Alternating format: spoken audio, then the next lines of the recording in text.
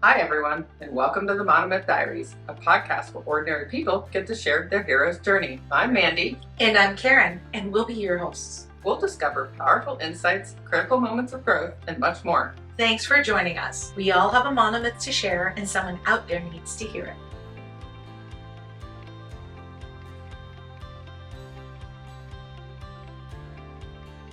Welcome back to another episode of the Monomyth Diaries. It's a take what you like and leave the rest podcast.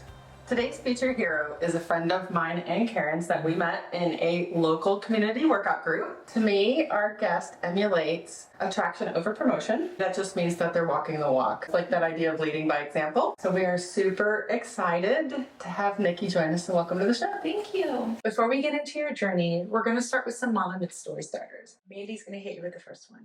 What's your favorite movie snack? Don't throw something at me. I don't really snack at the movies. But if I did, I probably would do chocolate covered raisins. Whoa. But I don't snack. Somebody else said chocolate covered raisins. Was it you?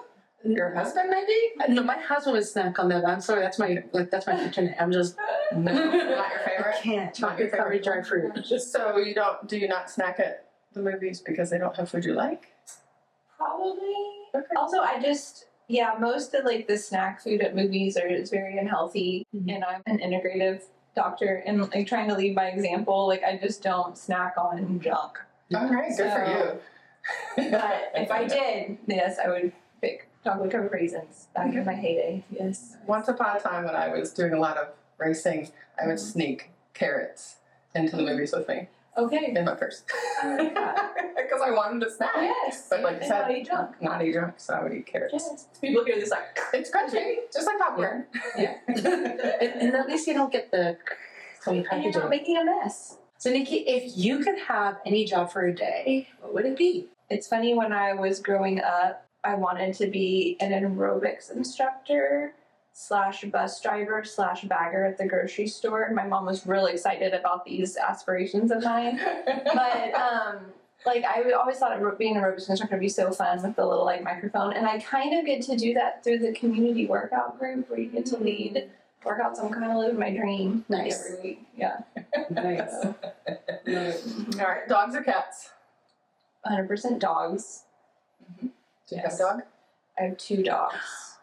I know you said you weren't going to get to talk about your dog, but You don't want me to talk about my dog. You won't like me very much if I talk about my dogs because they're terrible dogs and they weren't so cute. I would have given them away a long time ago. But Oh no! Yes. What kind of dogs are they? they're Morkies, so half Yorkie, half Maltese. And I never grew up with little dogs, and they're little and they're yappy and they drive me insane. So, but they're very cute, Okay. and my children love the dogs. Oh, good. Yes. You're a good mom. Yeah. Keep the dogs. Yes. My big dogs, too. My dog barks all the time. It Okay. makes me crazy. Yeah. So that's why we can never record on Thursdays. Because the lawn crew comes and my dog barks all day. Oh no. Yeah. I did tell my daughter when her first year in college, when she has her own apartment, she is taking the dogs at that point with her. So, but we'll see how that goes. You're stewarding until then. Yeah, that's right. That's right. What is your favorite holiday tradition? Oh goodness. My favorite holiday tradition. I would probably say on Christmas Eve, we have been going every year to a place called the Grotto, and we do a Christmas Eve lunch with whoever wants to come in our extended family.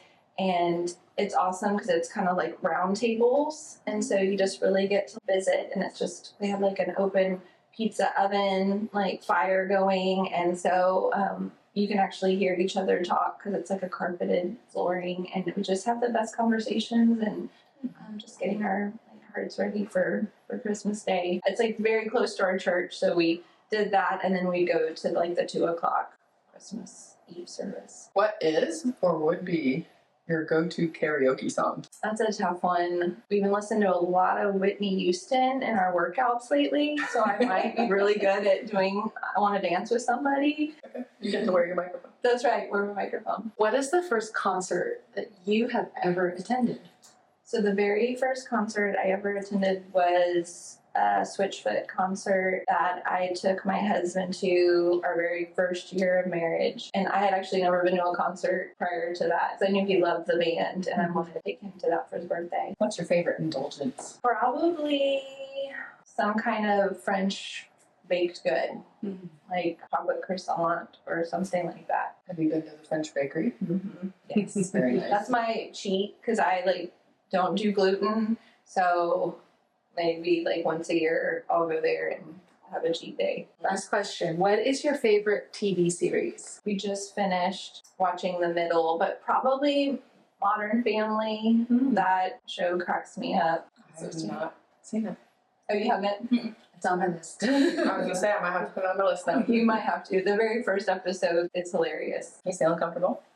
A little better? Okay, yeah. All right. Awesome. I know you said before you were feeling a little nervous. I know, yes. Yeah, It's a lot. it is. We really appreciate you being here. So you mentioned a long time ago when we were in the workout group together, a little bit about your journey, and which is how I got to know some of your story. Yeah. I remember us talking about the book Mere Christianity, and it hooked me. I know that your journey began in your late teens. So can you share a little bit about that with us? Sure. And it's funny because I don't even remember what I shared at the workout that, you said, kind of touched you. But, I would say my journey probably has been going on my entire life.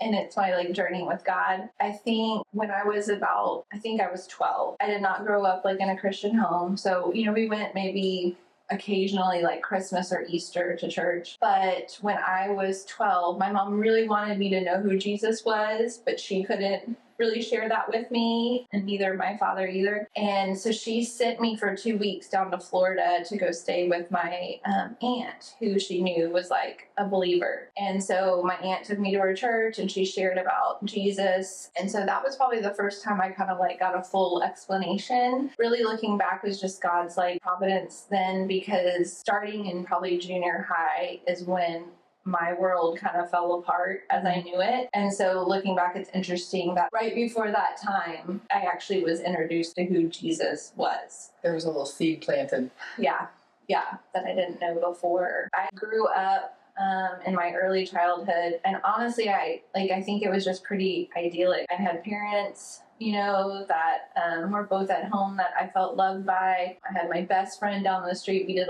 everything together. We had a big pasture in the back. I had a horse. I played outside all the time. My dad and I have the best memories and times of just being outdoors and going dewberry hunting and him taking me to the library. I just really had a great time. But like I said, once I hit junior high, life as I knew it fell apart. And so it was a pretty big shock. When your life kind of starts falling apart and bad things start happening, you really start questioning, is God good? Who is God and is he good? Because when you're going through a lot of painful things, it's hard to understand why. And kind of during that time of adolescence, when I think it's already a confusing time for a lot of people, to see kind of your parents' marriage dissolve. My dad had lost his job. My mom came down and was diagnosed with an aggressive type of breast cancer and had to watch her do a double mastectomy, lose all her hair, while at the same time seeing my parents' marriage just dissolve in front of my eyes. It was just an awful time. But I was in also a pretty desperate time, just thinking, what is this crazy life all about and what am I doing? So how did you overcome all those feelings? Yeah, during my high school years, I had a good friend. We did track together. She invited me to go to her church. And so started hearing more about God, but also was super confused because a lot of the people at the church were just kind of hypocritical and it was cliquey. And so it was you're hearing one message, but then you're seeing something else lived out. And so, I really was in a state of wanting to know truth, but also very confused about what was the truth with everything. And so I think that was kind of a very dark time in my life because I didn't know where really to turn and how to make the pain go away. You just want it to stop and you want life to give you a breather. That was a really challenging time. And so I had a lot of doubts about God and are you good and what are you doing and what is going on? Yeah. Totally relate. Yeah, you had used the word powerless. You feel Yeah. powerless, Yeah. seeing all of these things going on around you. Yes, absolutely. And I try to get a sense of control back by being a really good student. And I was straight A's all through high school. I was involved in whatever you could be involved in, played sports, president of clubs, I was trying to have some sense of control and to make some order to my life on what I could. So I was definitely an overachiever, but that came with a ton of anxiety and stress because it felt like at any moment I could let the ball drop and lose that sense of control. So you got a brief introduction to faith when you're 12. Yeah. And you have some time go past. Yep. You're, Going to some church here and there with my friend. with your friends. Yeah. How did you find God moving forward? How did you find your faith? Yeah. Because you said you were a little confused by seeing all of these Yeah. different messages. Right. Yeah. So I went off to college at Texas A&M, and I remember crying when I saw my mom leave as she dropped me off to college. But I also was gifted those 4 years of really just being away from family of origin and kind of just having some space to try to figure things out. And I remember I was in the Memorial Student Center at A&M, and I was trying to study for an exam. And, having this internal struggle of, God, are you there? Are you good? Who are you? And I remember sitting at the table, and I'm overlooking this Memorial Student Center area with the piano, and people are studying. And I just remember tears coming from my eyes. I'm like, God, if you're there, I just want to know, will you tell me? I want to know what the truth is. And please tell me. And I'm so desperate to just know. And nothing happened at that moment. And I kind of pulled it together, packed up my stuff. But a couple days later, I was sitting back at that table studying, and a girl came up and asked if she could sit with me. And I said, sure. And so she sat and started asking me questions. I think one of the questions was if you were to die today and you were at the gates of heaven and they said, why should I let you in? What would you say? This is a random person asking you this. Yes. And I was like, well, I've tried to be a good person and I've tried to do my best, those kinds of things. I'm telling her this. And she was real sweet, and we were talking for a while. And she invited me to one of her friends' birthday parties. I said I would go, which I don't know why. Now looking back, I would go with this random person. But anyway, I went, and her friend, when she introduced me, was so warm and loving, and had me sit by her at her party, and just really just loved on me. And so I actually started hanging out with the friend whose birthday it was over time, and she ended up later discipling me. And so it was really that relationship with her, and she invited me. There's a church called Grace Bible Church there in College Station, and there was a ministry called Breakaway, which Pastor Greg Mott, he's at Houston's First now, but he started that, where I actually started being able to formulate who God was through the church and my interactions with genuine believers. And that was one of the things that struck me about her, a genuinely kind, loving person who actually lived out what she was saying, which I hadn't seen before. And so that really was the start of me being able to really understand and learn about who this God is. It started there in the MSC at A&M with a prayer and just a desperate cry out to God. And it was just cool that he met me there. A couple days later in that same spot. I heard you. That's incredible. Yeah. He showed up. He showed up. Oh, wow. Yeah. Okay. You hadn't shared that part of your story with me before. I love that so much. Yeah. Oh, goodness me. I'm just blown away because that's very moving, and just to see God answers. Yeah. Sometimes doesn't answer what we want to hear. That's right. But he answers what we need to hear. And he doesn't answer usually when you want to hear it either, just immediate. But yeah, it was his way of saying I hear you and I heard you and I'm meeting you right where you cried out to me. And this is happening your very first year of college. Yeah. So for those next 4 or 5 years, yeah, you continue to attend the same church with the same friend. That's right.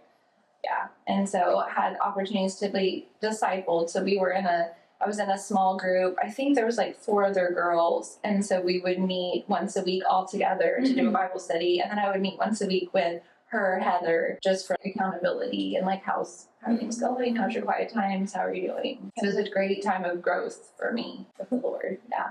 Well, would you say this was the time when your feelings were starting to change? Yeah, it's interesting because God was showing me so much. I learned just so much about who He is and who I am and who He created me to be. And it was a process of Him slowly, like I mentioned, the control, like trying to control things. And there was so much anxiety and fear. It was a process of Him taking me through letting go, honestly, of the things that I was holding on to give me a sense of security and a value. And I mean, I still to this day think He's doing that because I'm hard-headed, and so I keep going back to like old patterns. And so it's like this just continual journey of Him telling me, hey, you don't have to try to control everything. And would you also, how would you say were some of the significant changes that you were starting to notice in yourself as you were going down this spiritual journey? I think what's really difficult, and even early on in my faith, and even it'll creep in now, I think for most people when they are trying to find God, the order of things is really like you believe and then you try to work to be good enough to deserve God's favor, and then you can be saved. And I think that's kind of ingrained in a lot of religious undertones. And I think with Jesus, it is in a different order. It's you believe and you are saved, and then you go on to do good works. You are not doing the works to earn your value. And that was like understanding that God was telling me, like, I don't need you to do anything to be loved by me. I don't need you to do all these good works and these good things and make straight A's and have it all together for you to be valuable to me and for me to love you. Like, I already love you. And if you don't do another thing, it doesn't matter because it's about the relationship with me. And that was so freeing. And like I said, I still will default to these old patterns of thinking because honestly, that's our world that we live in right now, is like, it's a performance-based world. You got to be good enough. And so it's hard to get out of that mindset and being like, no, I'm loved just the way I am. And He wants me in relationship with me. He doesn't need me to do all these things. Now, of course, I want to do good things because I want to be like Him and love Him. But it's not for me to like earn something. It's really just genuinely to express love to Him. So it's a different motivation, I guess. And it's freeing in a lot of ways because you can genuinely love people and love God without any strings being attached. And I think that was very difficult for me, as I felt like everything had a string attached. Someone's going to do something, but they're going to expect something back from you. And so God was rewiring my brain. That's not how I work. There are no strings attached with me. You give for fun and for free. Yes, that's right. Right? Yeah. That's right. Yeah. I love it. Were there any other key mentors? I know you've mentioned your aunt, right, that helped you when you were 12, and your friend that you've now met in college. Were there any other mentors or key people that have helped you on your spiritual growth? All along the way. That's the thing, and that's one thing God showed me too. He's like ultimately my provider, and He knows what I need along the journey and who I need along the journey. And all along life, God opens doors and brings people in, sometimes for a long time, sometimes just for a brief season. But they have changed me and impacted me. They've been His hands and feet in my life. All along the way, I've had people, and it could be, pastors like Timothy Keller's had a huge impact on my spiritual growth. And I've never met him. With Mere Christianity, books speak to me, and people's stories, like biographies, like The Hiding Place of Corrie ten Boom, like been so impactful, like love that story. But then I've had genuine people just love me and minister to me. Like the ladies in our workout group are just the hands and feet of Jesus and have blessed me with just being there for me with a word of encouragement. Or if something's going on, they've come by, and helped me out in whatever way. I have my church family, and I have a Sunday school class that I've been with. My oldest is about to graduate, but we raised our girls together, and they've been there for me. And parenting's hard. And so I've had these amazing Christian women who poured into me when I've been down and loved me. You seem to to see everybody as your teacher. Yeah, God puts people in your That's life right. for a reason. that's right. And sometimes it's sandpaper people that have changed me the most. I call them, I forget who used the term Sandpaper people. Sandpaper I love people. this. New phrase. So they're refining you, but it's unpleasant. And so I love this so much. Yeah. That's why I love doing this show. I learn so much, and I hope that our audiences learn Yeah. sandpaper people. yeah. It's a new one. Yeah, and so you need sandpaper people in your life too to help you grow, because if you only have people that are just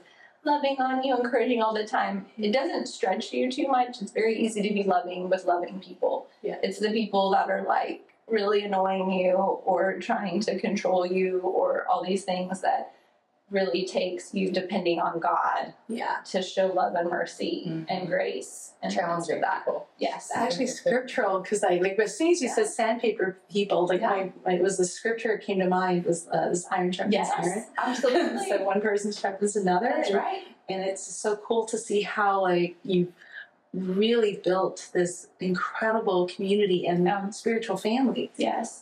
And and it's humbling too to remember you're someone's sandpaper person. Like I remember that too as I like trying to have grace for people. Like Yes. God always reminds me, hey, you're someone's sandpaper person too. So, how you're treating them, remember that. Right? And then having sandpaper people makes me remember to pray for them. Yes. Yes. That's right.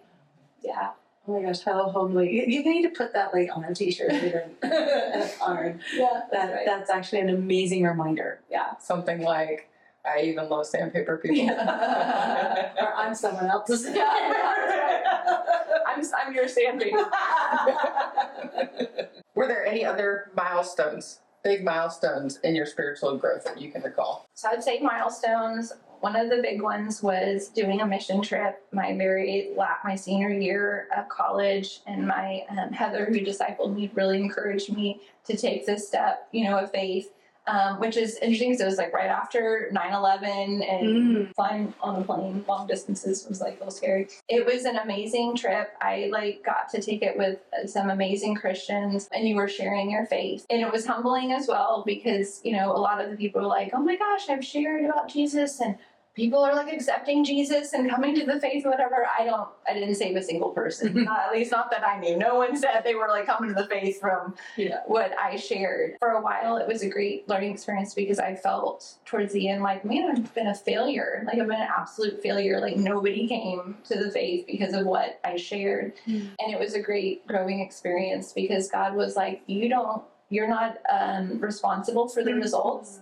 You're responsible for being faithful and you're sharing my love. And whatever happens, that's on me and people, those relationships. It's not about you. And you don't have any power to save anyone, which was super humbling and freeing too, that I'm not responsible for saving anyone, nor do I have the power to save a single person on this earth. But all I can do is just share my story and what God's done for me. But it was freeing to have that at the beginning of kind of my faith and not I don't have that pressure on me. And I feel like that's what God's you carry so many things and so many burdens and worries.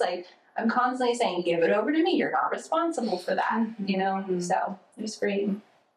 Can you share a time then where your faith was tested?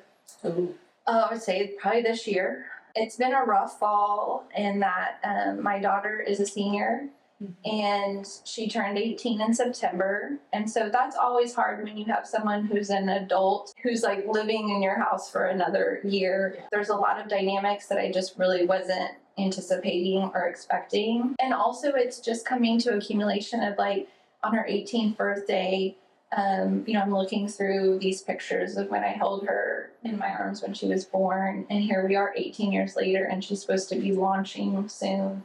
And really feeling this sense of, again, going back to maybe I haven't done enough. I don't think I see the fruit of what I thought I would see at this place in her life. And it was hard, and I kind of was beating myself up. Where did I kind of veer off? Where could I have done better? And I felt when she was born, even before she was born, when I was pregnant with her, I was praying for her, and I felt God give me the word wisdom for her, and have prayed that throughout her life. And some of the choices that she's made in this probably past 6 months, I wouldn't, identify as under the, banner wisdom. And so I was just like, Lord, I feel like, where did I go wrong? And he's like, you've not gone wrong anywhere. Like, I mean, we've all gone wrong lots of places, but he's like, I'm in control of this, and I have your daughter, and I've had her since before she was ever born. And that word that you heard that I spoke over her is still is spoken over her, and I will take care of that coming to fruition in her life in my timing and my way. And so you can just trust in my promises. And so that was been a struggle this year to just be like, I trust you, Lord, and I trust the word you gave me. Yeah. And despite what eyes can see, I'm going to trust you and not like what I can see right here. So that's surrendering myself. And it's hard when it's your kids, it's your babies, because you just want so much for them.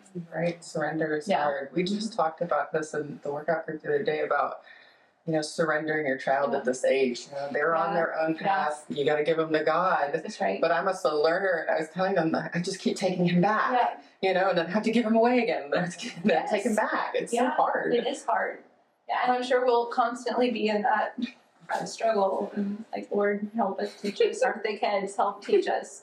I always say having kids is the greatest test of faith anyone could have, because I think it's easier for people to walk into combat than it is to let go of their child. Yes. Because it's incredibly difficult. Yeah, it definitely is. So your journey, I know you said began when you were young. It's probably been 20, 25 years. How do you feel like your perspective, thinking back to that young person who was just getting to know your faith to today, how do you think your perspective has shifted? The one thing that's comforting for me now that I do know is that this is a blink of an eye, this life that we're living right now, and there is all of eternity of perfection. I don't have to have perfection right now and have it all together and all figured out, and that's freeing. I think that's all the questions that we have for you. So as we close today's first episode, I want to thank you.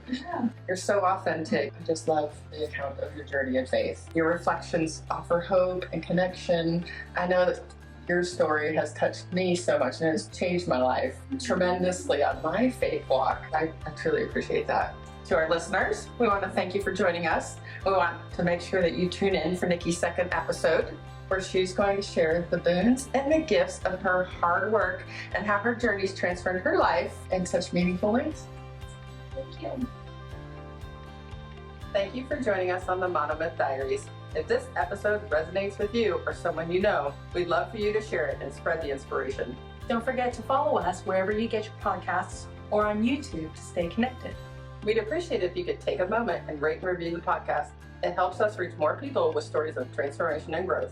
You can visit us at monomythdiaries.com or text us directly from the show notes to reach out and keep the conversations going. Until next time, heroes, let's journey together through our monomyths.